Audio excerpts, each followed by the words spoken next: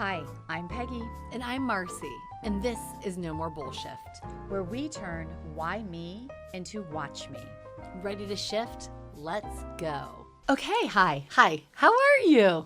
I am chaotic, girl. I think there's like some shit going on in the stars. What do you think? Yeah, same. I feel like we have a lot of things that we're juggling right now, and Cam's traveling, so I feel like solo parenting, Yeah. plus working, plus all the life things, but it's actually all good stuff. Everything is always working out in our favor. Absolutely. And I actually sat down and just wrote a big gratitude list because everything is a gift. It is like all of it's good. You know what I mean? So, Yep, raising that vibration, staying in the state of gratitude. I too did a gratitude list today, and it helps, but man. it does help. And I think it's important to just like acknowledge not every emotion's always going to be positive. Yeah, exactly. Yeah. But you can still show up. Yes. You don't have to like Curl up in a ball and just like Exactly. waste the day. 100%. Sometimes you just keep going and push through. So it's interesting because we both journaled today. Yes. And what are we talking about? We're doing a mini on journaling. Yeah, we are.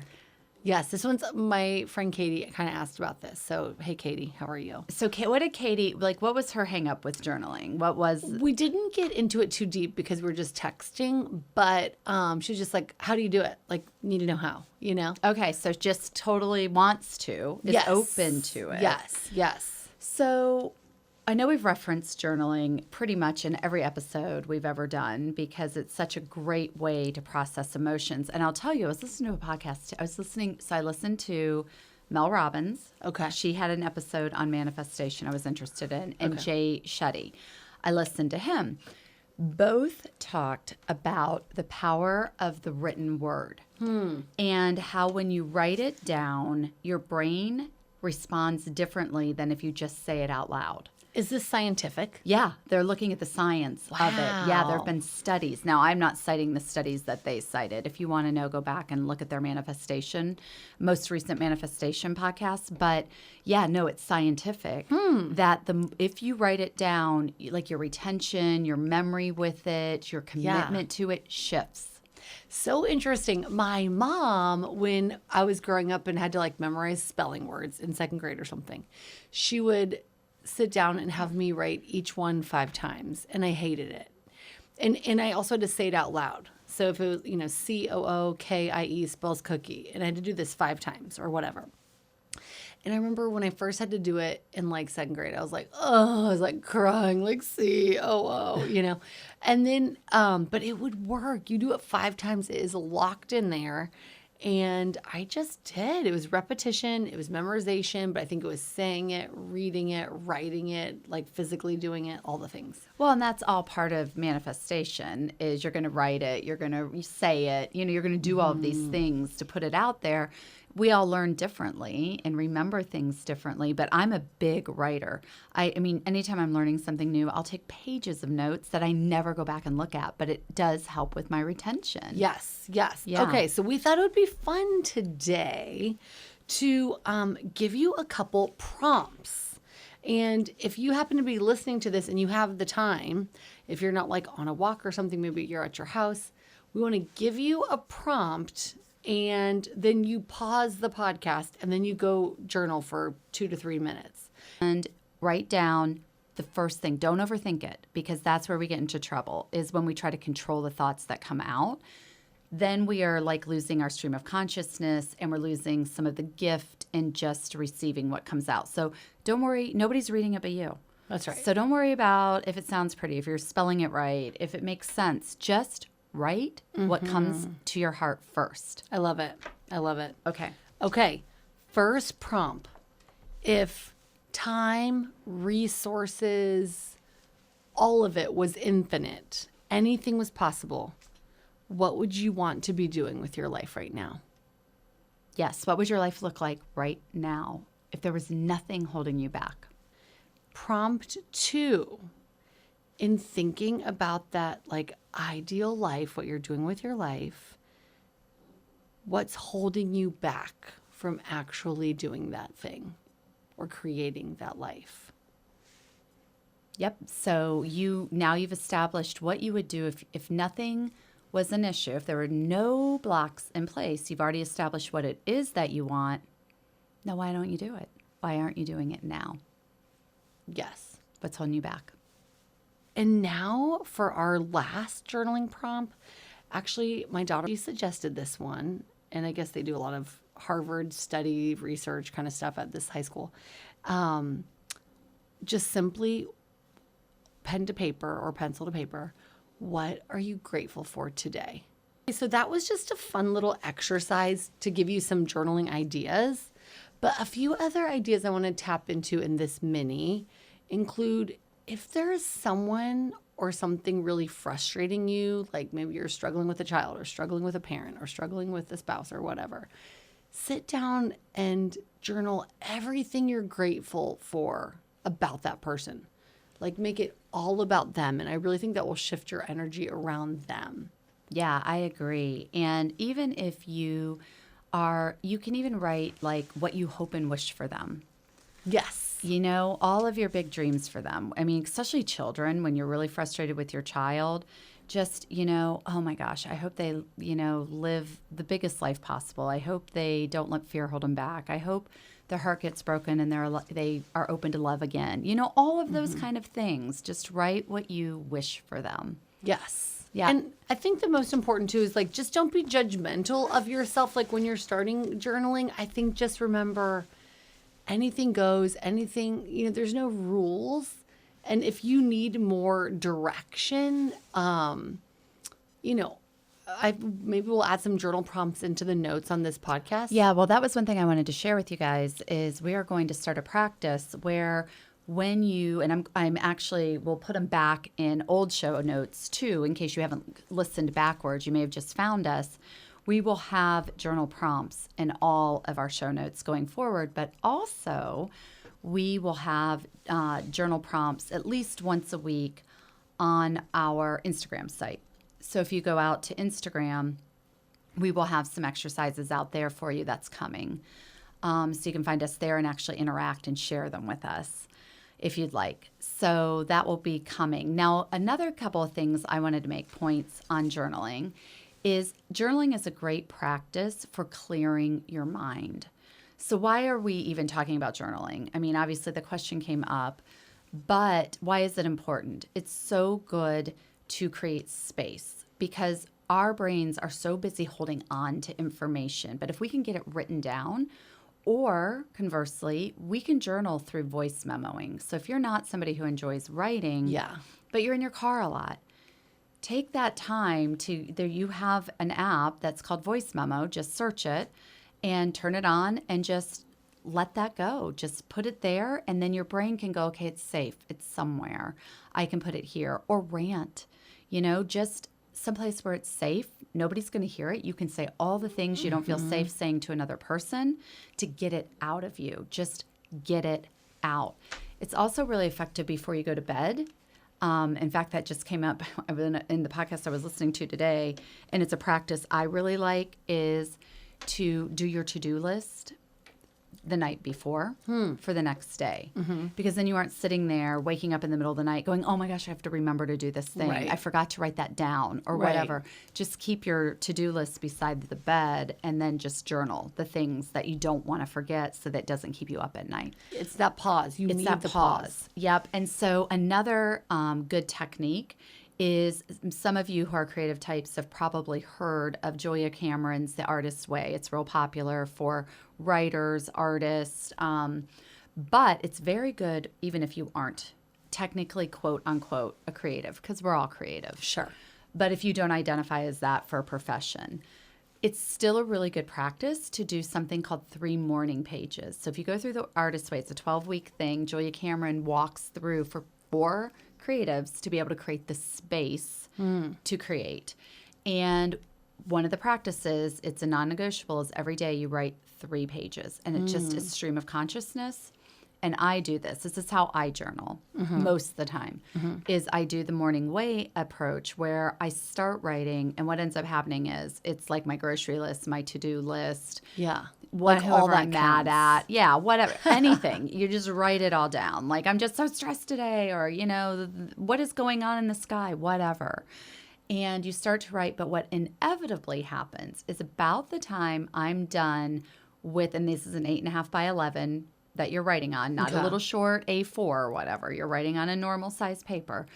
But inevitably what happens is by the second page, some idea I didn't know was coming takes hold. Wow. And I start writing, and my next 2 pages are usually completely focused on one thought that dropped in after I released all the thoughts that were clogging Wow. me. More times, 9 times out of 10, that's what I wanna happens to try me. that. Yeah, it's That really sounds a really great cool. practice. Yeah, it's a really great practice. That's awesome. Yeah, I have more recently found an old journal of mine from high school and even like my, young, like after high school, but before I got married and stuff. And sometimes I would just write letters to God, like, dear God. But we were really on like a friendship level. So then it's a lot of cussing. Yeah. Like this fucking bullshit, whatever. But I just thought, man, I was being raw. I was being casual. I was being just like, I'm putting it out there. I love that. I think whether you're on a spiritual journey or not, do that. So maybe you're writing to yourself, dear Peggy, like, what the F were you thinking when you did this? And then you'd be like, well, I'm sorry. I know that wasn't the best decision or whatever. It doesn't matter. Whatever works for you, find your way. And do you want to share the other approach, the automatic writing, where you do write to God or to love? Or we've talked about it in a past episode, but I think that's another form of journaling that is so powerful. Yes. Elizabeth Gilbert, who wrote Eat, Pray, Love. Eat, Pray, thank you. And she talked about how for like maybe years, she would write in one color pen and write, like her word for God or the universe or whatever is love. So she would say, love, what will you have me know today? And then she'd pick up a different color pen and kind of answer it, like just let it flow. And so I did this practice and it was amazing. Like the clarity, the thoughts. I've done it more than once, actually. Actually, more recently when I did it, it was kind of like, you're right where you should be. Like, keep doing this podcast. Keep pouring out love to these people in the world. They need your voice and Peggy's voice, and this is really good. So anyways, that would be another great way to just try it. Like, love, what will you have me know today?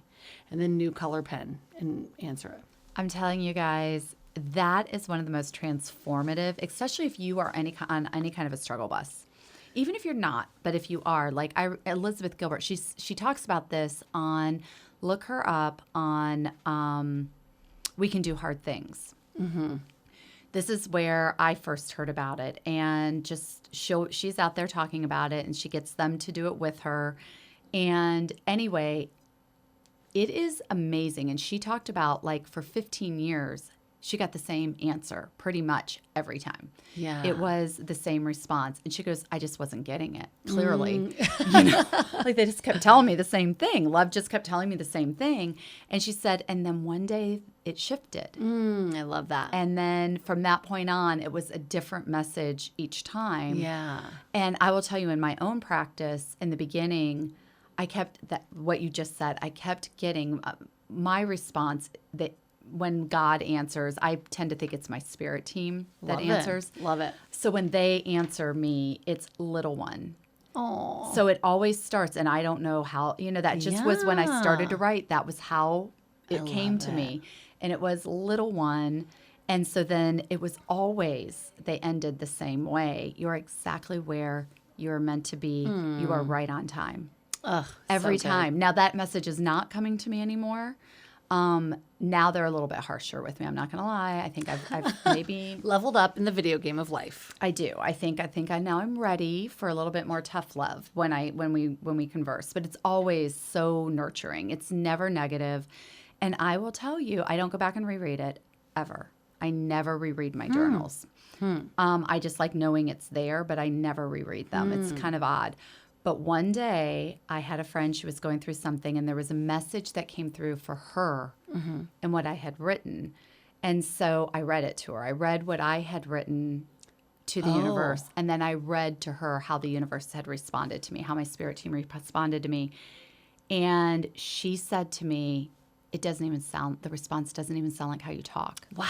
And she knew me very, very well. She's like, so that doesn't cool. even sound like the words That's you so use. cool. I'm like, I know, it's crazy. Wow. Yeah, it's Powerful. wild. Powerful. Yeah, it's really That's great. cool. So I would challenge you to try that. Yeah. And one other idea, like anything kind of can count as journaling, and it could be, your big goals and dreams for the year. And I've heard it said, like, when you can put it out like that, shining a flashlight's kind of saying it out loud. It's like a broad, large light. Zeroing in, it's like a laser cat pointer. You know what I mean? Those little laser things.